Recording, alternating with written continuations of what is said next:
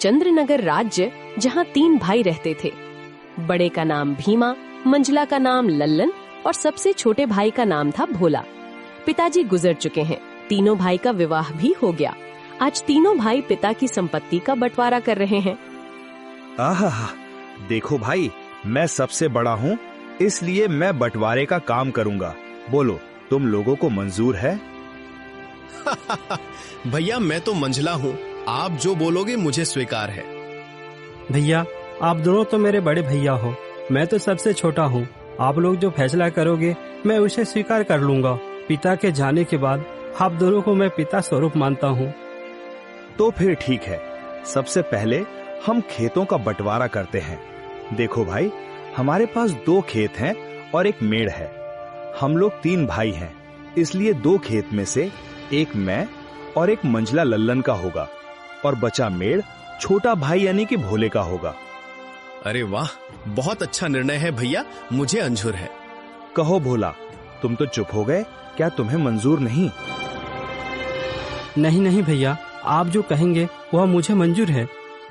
अच्छा तो ठीक है, अब बारी आती है हमारे पिताजी द्वारा लगाए गए आम के पेड़ का। चलो अब आम पेड़ के पास चलते हैं। अब तीनों भाई आम पेड़ के पास आते हैं। आम के पेड़ में 2 डाली है, दोनों डालियों में आम के फल लदे हुए हैं। देखो भाई, ये है आम का पेड़। अब इसका बंटवारा भी कर लेते हैं। देखो, इसमें 2 डाली है और एक जड़ है। इन 2 डाली में से एक डाली मेरा होगा और एक लल्लन का होगा और जड़ भोला का होगा। बहुत अच्छा भैया, ये फैसला भी मुझे मंजूर है।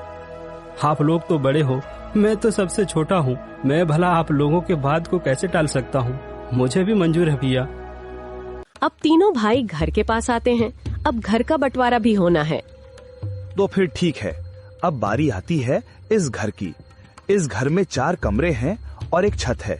2 कमरा मेरा होगा और 2 कमरा लल्लन का, और जो खप्पर का छत बच जाएगा वो भोला का होगा। भीमा के इस फैसले से भोला बहुत दुखी हो जाता है। फिर भी बड़े भाई का फैसला मानकर वो कुछ नहीं कहता है। इस तरह घर का बंटवारा भी पूरा हो जाता है। अरे भैया, खेत, पेड़ और घर के बाद और एक जरूरी चीज तो आप भूल ही गए। अरे लल्लन, वो क्या जरूरी चीज है जो मैं भूल गया हूँ? क्या तुम मुझे याद दिला सकते हो?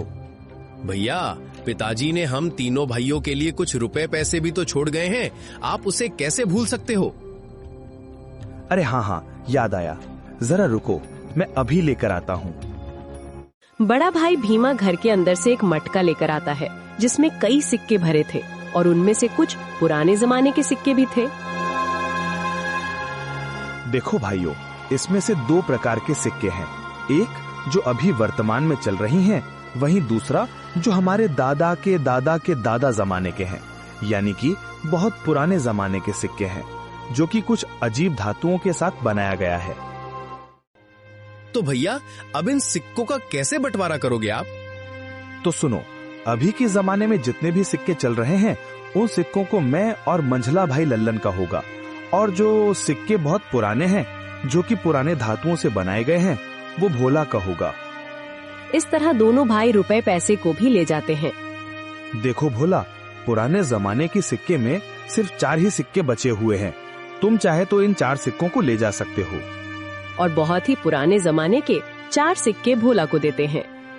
भैया, आप दोनों तो सारे रुपये पैसे ले लिए। अगर मेरे तकदीर में ये सिर्फ 4 रुपया ही लिखा है तो मैं उसे स्वीकार करता हूँ।